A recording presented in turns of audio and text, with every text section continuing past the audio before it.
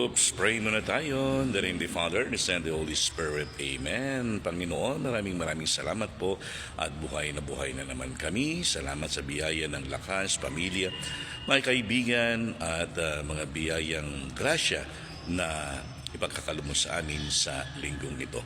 Panginoon, naway gabayan mo kami sa araw sa aming buong pamilya.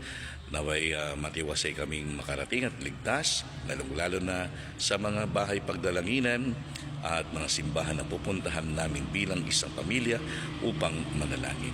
Ilayo mo kami sa lahat ng karamdaman, ilayo sa lahat ng mga kapahamakan upang ipagpatuloy ka naming mabigyan ng papuri.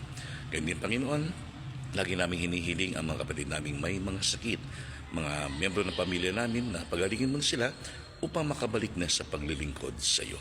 Sa tulong na rin ng panalangin ng aming Inang Maria. Ngayon din, Panginoon, hinihiling namin na gabayan mo, protektahan din ang mga kapamilya naming mga OFW, mga kamag-anak namin nagtatrabaho upang may taguyod ang kanilang pamilya. Maging ligtas lagi nawa sila at bigyan ng lakas ng pisikal na pangatawan.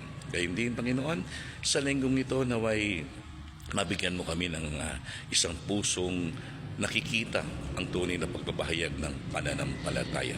Nakiisa kami sa iyo bilang mga lingkod mo. Sa sakramento ng binyan kami nakiisa sa iyong pagkabanal. Amen.